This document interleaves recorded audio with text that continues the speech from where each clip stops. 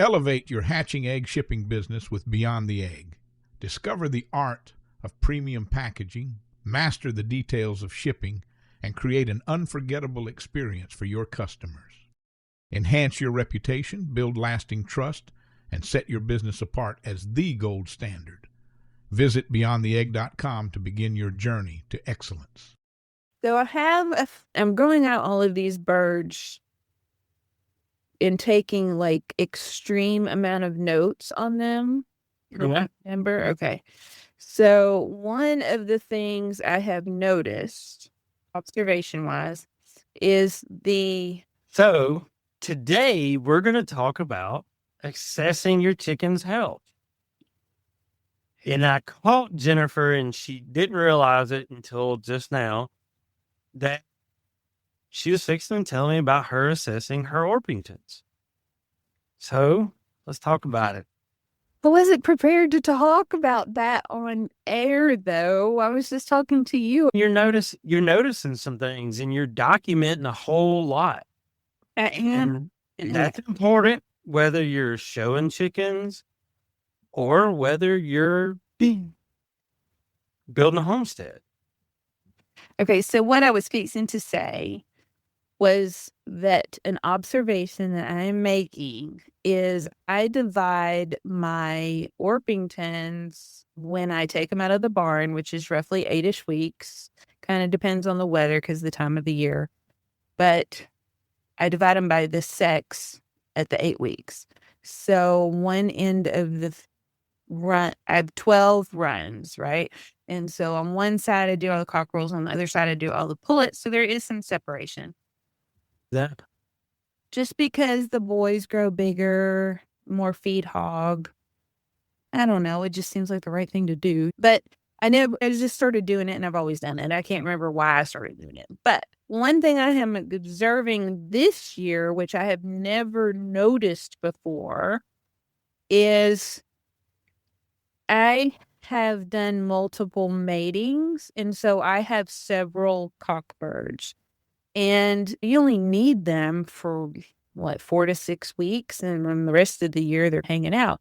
They were in a run by themselves, hanging out in between finding some girls, and the young cockerels migrated over to roost with them. Like, they went over the fence to roost with them. And so I left them because the boys didn't care. And I was like, okay, as long as you don't kill them, you can keep them as like your children or whatever. I don't know. But they were fine. But my point being is I have more groups than I have cockbirds. And the cockerels that have grown up with the cockbirds are not maturing as quickly. And they're putting all of their energy into growing size. And so even at 6 months, they look like scrangly teenagers. But the boys who are on their own or may have been mixed up with pullets just because I misgendered them when I moved them, have bigger combs, that are getting their hackle feathers and their sickle feathers at a younger age, and they don't seem to be growing as large as the ones that had that dominant cockbird in with them. And their temperament like? They're Orpingtons. You can just sit down and sit with them. So they're still pretty chill birds. Like, nobody's acting stupid or nothing like that. No. But it's at this point just an observation. I would probably need to talk to one of my mentors, my old timers, to see if that is really a thing. But the massive size of these cockerels that are with the cockbirds, the cockbirds are now the smallest birds in those runs. That's how much of a difference there is. And I don't have small birds.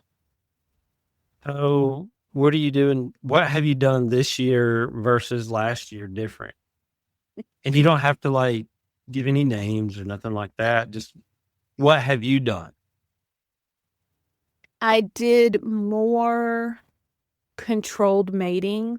Like, I didn't do, oh, you're pretty, let's put you with this one. It was more, okay, what family are you with? And I need to move you down this way. So, like, JC would have been my biggest bird, and I bred him to his daughters. And so now the pullets off of him would be his, I was teasing with David last night, they would be his daughters / granddaughters. Right. Line breeding him. So that was one. And then I did an outcross to a different line because I liked the color on her bird. I brought one of her cockbirds over, and then those birds, that was one of the last matings. And so those birds are still young, so I haven't assessed them yet.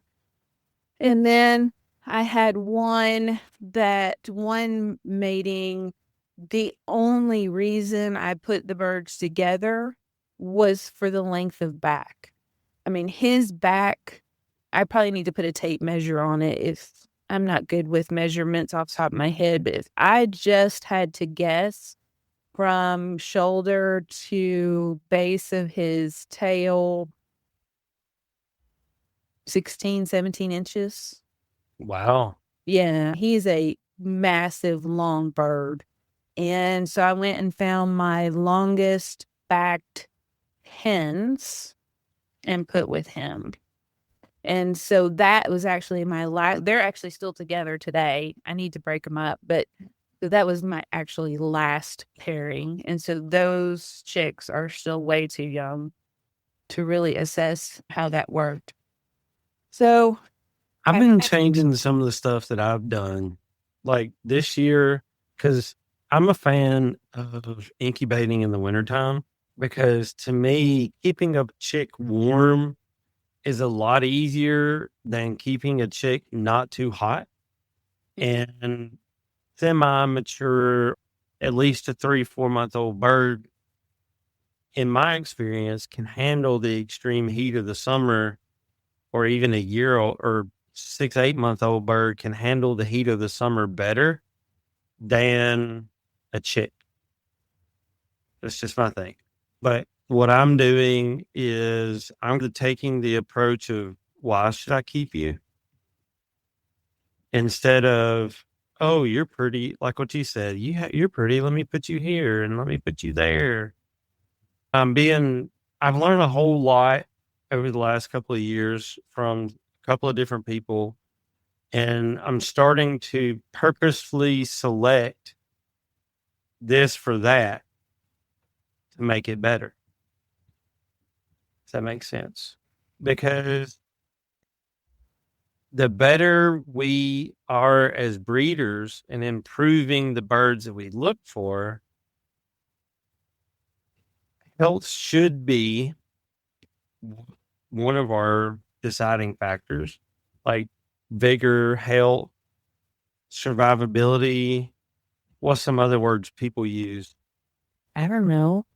You totally got me all backwards the way we started today. Sorry. I was trying to, like, for once, I was the one that was trying to be focused, guys. And it just messed Jennifer up, which is, I guess, why the other works better. It's fine. I needed to finish my train of thought, and I did. And maybe somebody knows the answer. If you already know, if it's already a thing, growing birds out with the cockbird slows their maturity down, then send us a message and say, I knew that already, or hey, I'm going to try it next time, or whatever. But like for me, so I have a couple, I call them grandma chickens. Great. They're really good at hen hatching. They will lay where they're supposed to, like clockwork.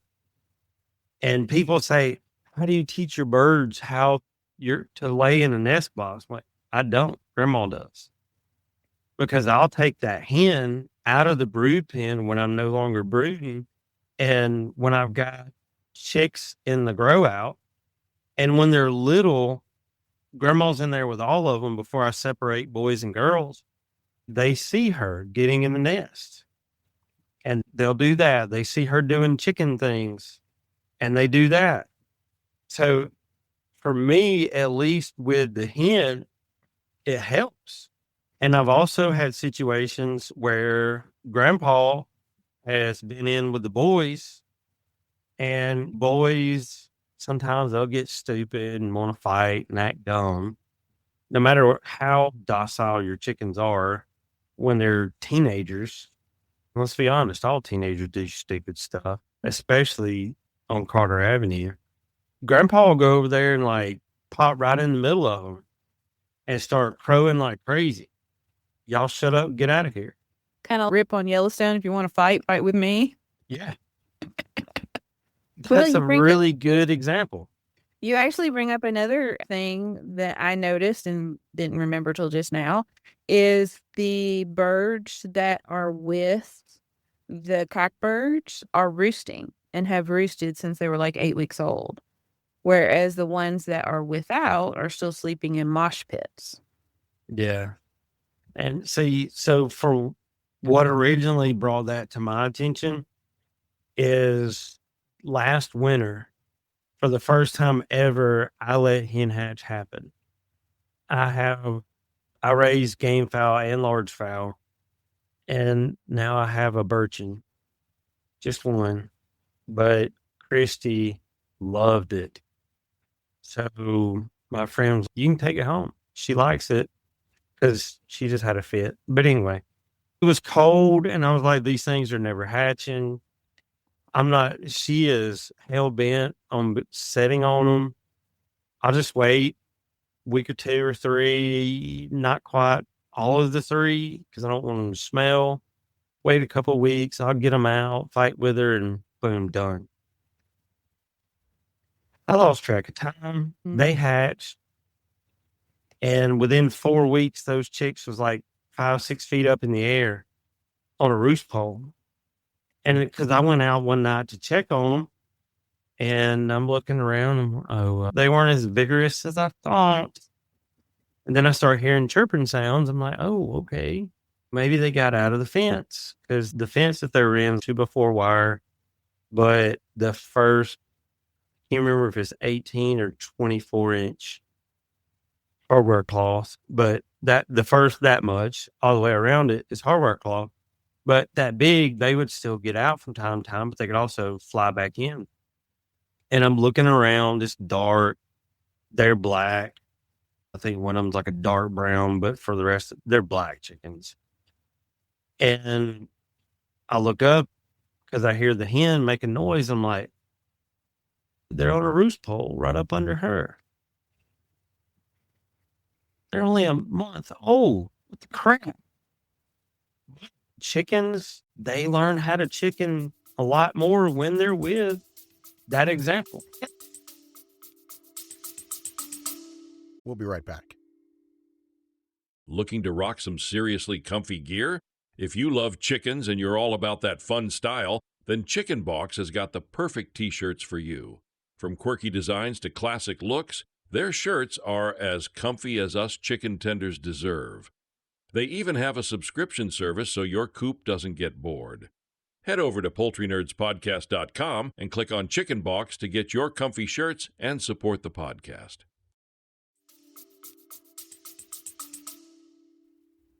Do you want to move over to our actual subject for the day? All of that leads into assessing your chickens for health. Oh, yeah. Yeah, it's not a big leap. So today, welcome poultry nerds. On today's episode, we're going to talk about assessing your chicken's health. And I have an outline and we're going to follow it. It's for the rest of the time. Okay. The idea that I had behind the podcast was like assessing your live birds, but that would be the first part. But then you might need to assess a dead bird, which is called a necropsy. Or when you're harvesting birds, then you also need to kind of pay attention to what's going on inside of them to make sure they're healthy for you to eat. And it gives you insight into the rest of your flock also. Yeah. If you're going to harvest 20 birds, I'm not going to deep dive all 20 of them. No. I'm going to probably go ahead and get it out of the way pretty quick. And I'm going to look at a couple of them and I'm going to take my time with those. And if I'm satisfied with those, I'm ready for some chicken. Yeah. I have some in the cooler. I'm going to bag them up tomorrow. Okay. So let's just start at the top. So we have live birds. We're starting at the top. So you have the chicken's head. You want to make sure it's free from scab. The eyes, the scabs would be fighting, would be foul pox, being picked on. Yeah. Some kind of disease. Yeah. You can tell that they're a little sickly on the, looking like we're common wattle around their head and stuff. Yeah. You want to make sure they're bright red, they're firm, they're not real pale. Now, I'm going to say that I don't know if this is true for every breed. My Orpington birds their combs will turn bluish on the blade. And then the next day they'll be fine. So I think it's a sign of hormones, a sign of heat or stress or something's going on with them. So if I see my Orpingtons get blue on the blade, I don't get concerned. I did it first, but it's most of my birds. So it's not just a handful of them. So it's something, I don't know if it's in every bird or if it's just my line. Do your birds do that at all? So like with mine, when they're young, it'll be a little pale until somewhere around the 6 to 10 week mark. And that depends on whether it's my breasts, my reds, or one of my game fowl. And then they'll change. I call it puberty. Mm-hmm. It'll change and they'll get really red. And it's not uncommon for me to see a color variation. But when I'm walking the yard, I make note of that variation. And a day or two later, I'm going to look again. Because what you said, yours changed color, but then they're back. If a bird changes color on their comb and wattles, that's not a panic. Let's go grab some antibiotics, put tons of crap in their water. That's not that. I would say the most extreme you should go to is grab that bird, put it in a drop pen on the other side of your yard, and look at it again in a day or two. We're going to have Dr. Morishita on in a couple weeks, and we're going to talk to her about combs and wattles. We need to put that on our list. Do that. But the bird in my mind when I was talking about it is 5, my big cock bird in the back, and he's 5 years old. That is not why he is called 5, but that's his name is 5. And he is 5. His comb for his entire life will be red, and then it'll be blue, and then it'll come back to red. And I think that's neat. It is when you have observed your birds as hard as I have and know that it happens. But that first time. Yeah, the first time you're like, God, my bird's going to die. Yeah. Okay. So we've talked about combs and wattles. Yeah. Eyes need to be clear, no discharge, no cloudiness. The pupils need to be round and the same color on both sides of their head. So it's funny because people, like, you're left-handed and I'm right-handed. So I carry my birds in my left hand. How do you carry yours in your right hand? No, I carry mine in my left hand like football. Yeah. Okay. So their head's under your arm? No, like head forward. Oh, okay. I carry mine backwards sometimes. Because I'll probably pet them with my right hand. Okay. So either way, you're looking at the eye closest to you. And if you always carry them in your left hand, you may never turn them around to look at their other eye. No, but I'll grab their head and spin it. But you got to make a point to do it is what I'm saying. Yeah. You got to do that. Either do it while you're carrying them or Jeff talks about, get your bucket, flip it upside down, and go sit in the run and watch your birds. But observing them is probably the best way to figure out all of it, really. Yep. Okay, so we've got clear eyes, same color, no discharge from the eyes and nostrils. If you do, you've got some kind of respiratory thing going on. And the best thing you can do, in my opinion, is throw them outside in the grass, get them some nice fresh air. But that's for another day. The beak should line up, not be cross beak, not be badly overhanging, not be broken and cracked. Yeah, you don't want your beak to look like your chicken needs braces.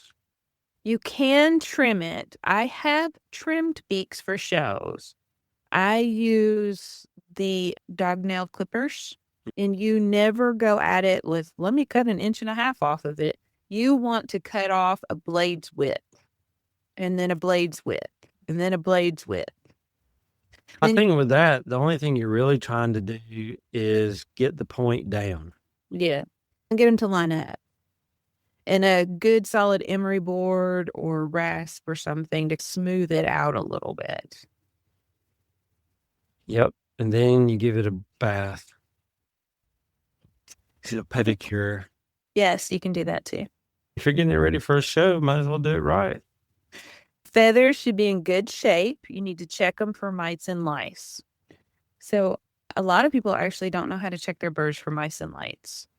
Mites and lice. To me, that's a weird thing. So on my breast, it's pretty easy.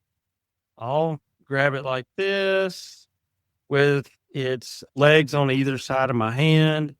I'll use my thumb and my pinky to wrap around its ankles, flip it upside down, pull the wing out, and if there's mites, it's a white bird. Boom, they're right there. Okay, so we're looking at the vent, and we're looking for moving freckles. That's exactly how I do it. Uh-huh. Caveat, if you are new to that, is it has to be done within seconds. Because they'll jump. They leave the light. So once you separate the feathers, they're scattering. So when we say pick them up, move the feathers, look at the vent, 6 seconds. It's like cockroaches in the barn when you turn the light on. Right. Lice is going to look at the base of the feathers, looks like a Q-tip wrapped around the feather shaft. And then they could be white freckles that are moving, and you'll see them like on their comb or on their eyes or on their earlobes. And if you are bathing them, the lice will go to their head like fleas on a dog, away from the water, and then you can really see them. So that's what you're looking for there. Yep. Okay, scaly leg mice, the nemesis that I have in the backfield. They're in the backfield, I don't know where, so I have a problem with them back there. So a chicken's leg has scales, and it should be very smooth. You should be able to run your fingers down it and really not even feel the scales so much. However, if you look at it and it looks like a ladder that somebody could climb up, or a staircase that somebody could climb up, a little bitty tiny person could climb up, those scales are lifted because the mites are under the scale, and as they engorge themselves, it causes the scale to lift. That is not a good thing.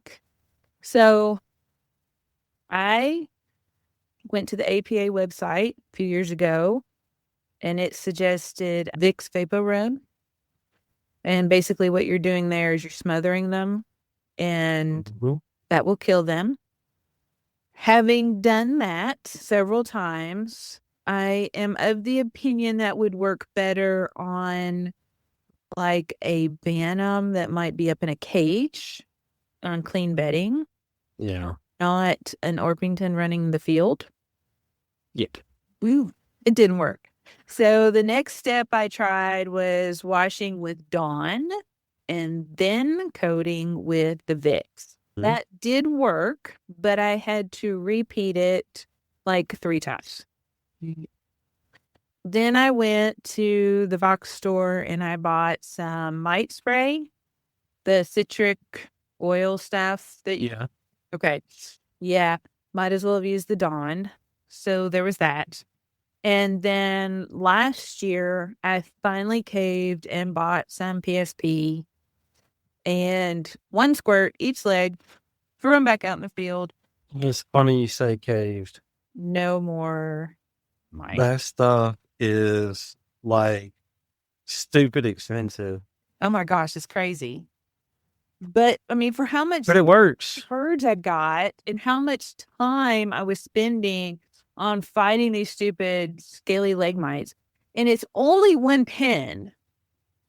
Nothing else has them. Okay. So they've got to be in the field in the back somewhere. And how 6 acres? How would I ever find them? So what you do is you take your tractor and get your spreader and put you about a ton of lime in there. Yeah. In your spare time. Yeah. So I know that I say I never medicate and hospitalize and blah, blah, blah. And I really don't. But when it comes to leg scaly, You're killing bugs. hang it up and put some PSD on it. And I wish I had bought a teaspoon off of somebody because I think it's 8 ounces is $170 or something like that. And I've literally used 1 squirt bottle of it in 2 years. Yeah, like the 8 ounce, is it 8 or 32? No, I got the little tiny one that you can lose really easily. Yeah, another good way to lose $170 is to lose the little bottle. But I know It's probably in your barn somewhere. No, I know where it is. It's Found it? I know exactly where it is. Okay. Okay, feet. So we talked about the legs. We're down to the feet. We want to make sure they don't have bumblefoot. They're not bruised in any way. The nails are trimmed and in good shape. I have seen chickens. Usually it's the ones with the leg mites. They get really long toenails that kind of curl, like that guy that you see on the Guinness World Records. Oh, stop. You had to go there. It's nasty. That is gross. But those chickens, their nails will go crooked like that. That's you get some really good sandpaper and staple it to your roost poles somewhere. That's not nice. Just on one end. It's not like they're all having to do it. You'd be surprised. Freaking chickens that go over there and rub on it. I've seen beaks rubbed on it, and I've seen feet rubbed on it. I think Gina uses a cinder block, didn't she?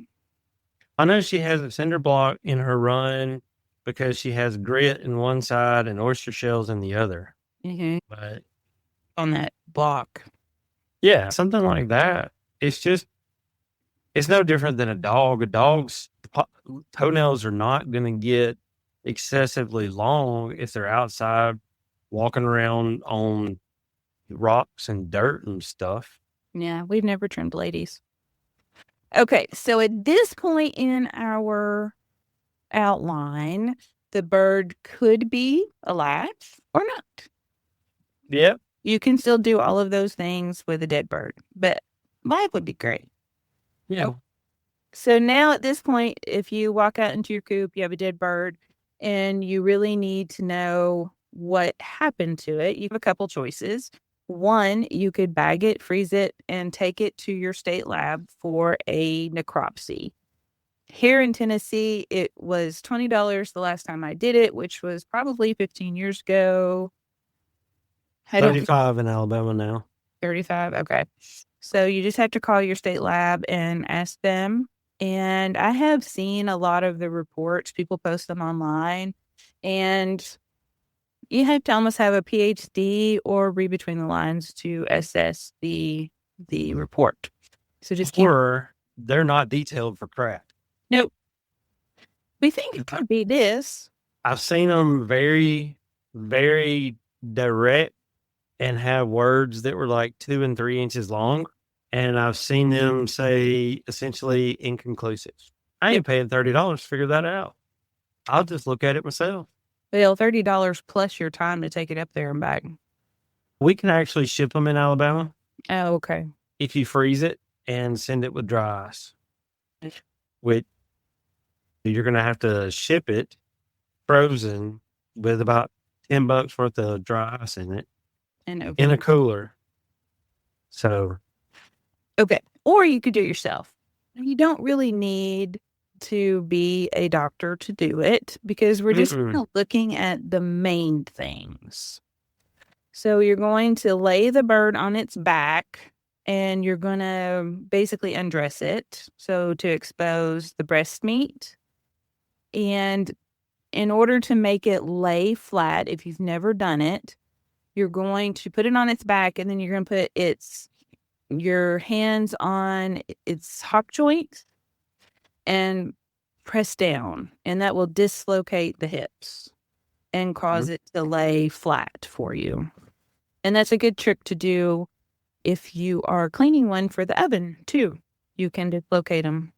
and I want to say that this probably brings up the question of how or what, or there's a lot of videos on how to cut up a chicken. There's necropsy videos that have been done by veterinarians that show you things to look for. But I want to say make sure you have scissors and a sharp knife. Now, Cutco is a brand that I like. I was turned on to those by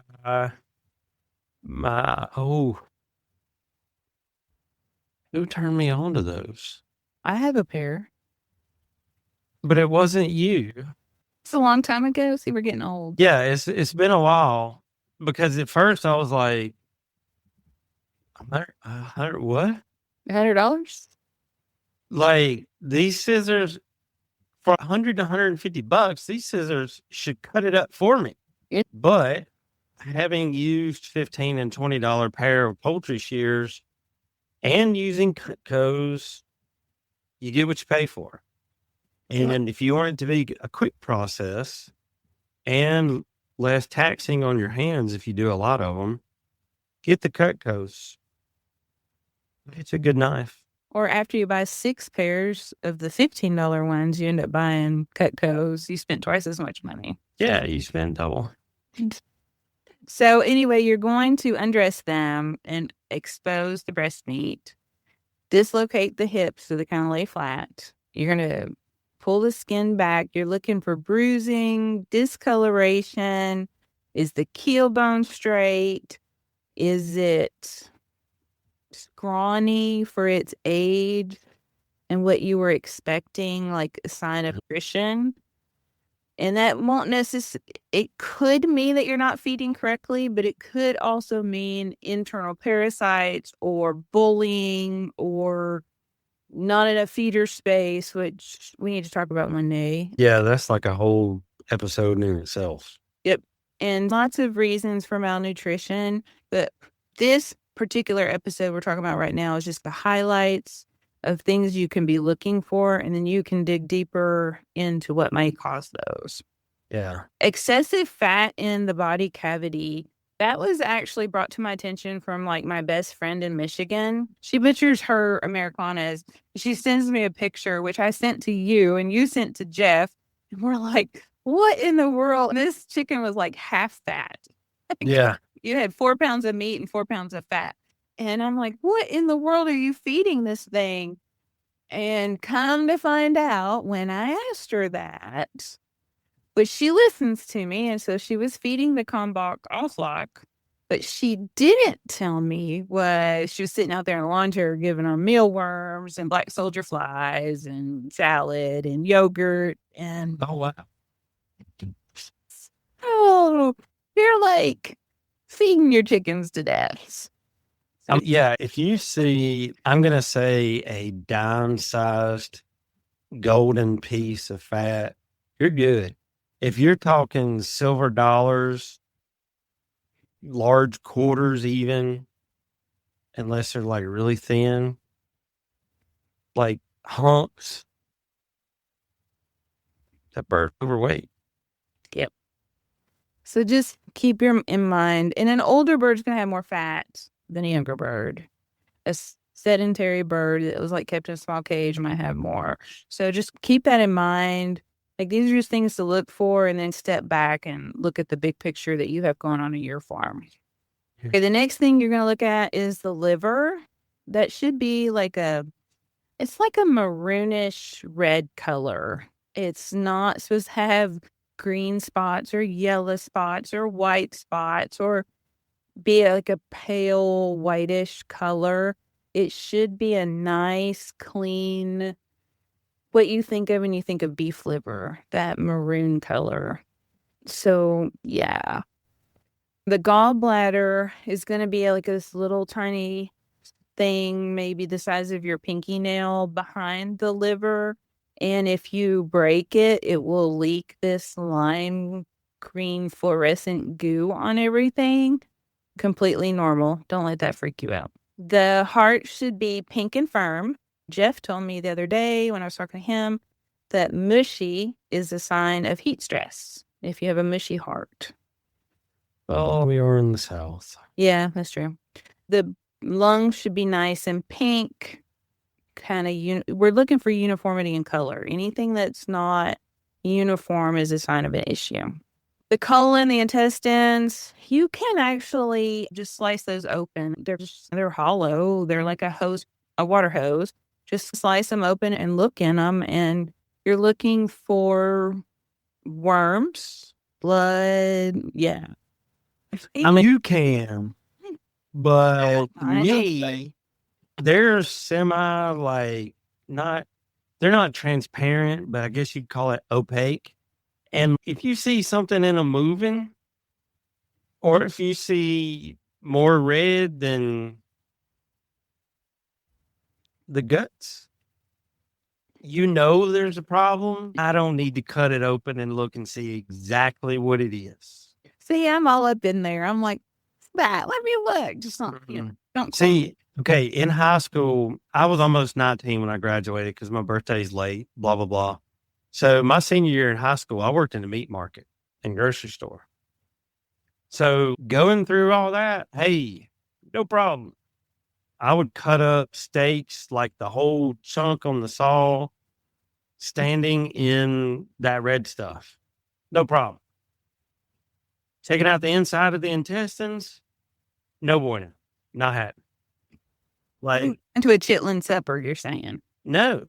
And even as an adult, I have enough kids to have a football team that I've been responsible for, but like that kind of diaper I can't do. I will lose my most recent meal if it was yesterday. It gets me that bad. Everything else, I'm good. Pinky hanging off, bleeding, bone popped out, whatever. Nope. See, I'm good. Vomit, I'm out. Out. Oh, yeah, no, can't do that. All right, so the most common question about this kind of stuff that I get in my messages is, what kind of tools do I use? And I'm pretty crude. We have an old piece of granite that I lay either on a fish cleaning table or on the tailgate of the gator.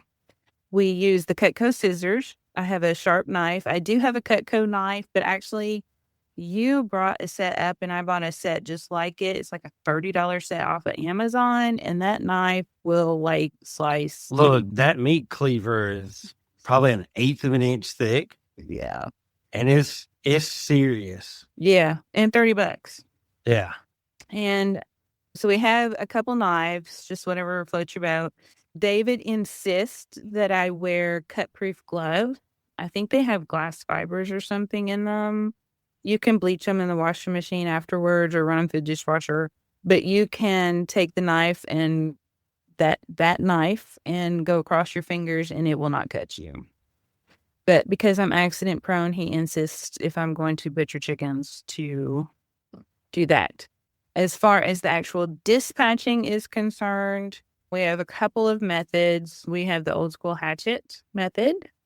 The broomstick method is my new favorite because I can do it by myself and I don't need him to come help me. because again, the whole hatchet cutting the arm off thing, he's not a fan. And then the cutting of the jugular, I tried that with a turkey actually Saturday, and it worked really nice. Really? Yes. Again, Because like turkeys they're two people. yeah, but I could have done. Taylor was with me, but I could have done it by myself, I think. Really? I got to see this. Yeah. That'll be something. So you don't really need a whole lot of staff. We did have a scalder going. I have a plucker. She had the plucker out. Scalder needs to be at 155 degrees. It's very important it be at 155 because you don't want to cook the bird and you don't want it too cool. You need to swish them with their feet to get that water and everything wet and put them in the plucker. We've tried it with the hose and without the hose. Taylor, my son, was doing it and he likes to do it without the hose. So we did it without the hose. Less of a mess. Yeah. We just laid old feed bags underneath the plucker. When we were done, we just rolled the feathers right up into the feed bags. So there wasn't even a mess when we were done. So we did 10 chickens and 1 turkey in, I don't know, about an hour and a half. That's pretty good. So, long story short, when you're looking at this stuff, if you go to poultrynerdspodcast.com, there's some reference papers that we've gotten from Dr. Morishita that has pictures, talks about different diseases and what you may find. So if you want to go there to help identify, no problem. It's not uncommon for either one of us to get pictures of that or poop in our Facebook Messenger. Hey, yeah, good morning. Here's my chicken's poop looks like this. What's wrong with it? Use us as a resource. That's why we're here. We have fun, yes, but we like to teach people and like to be a resource. So We don't give us a shout. the answer. If you want to, you can email info@poultrynerds.com, poultrynerdspodcast.com. That comes to us. So yeah, we'll help you out. All right. Till next time. Have a good one. Thank you for joining us this week. Before you go, be sure to subscribe to our podcast so you can receive new episodes right when they are released. And they're released every week. Feel free to email us at poultrynerds@gmail.com to share your thoughts about the show. Until next time, Poultry Pals, keep clucking, keep learning, and keep it exciting. This is Carey signing off from Poultry Nerds. Feathers up, everyone.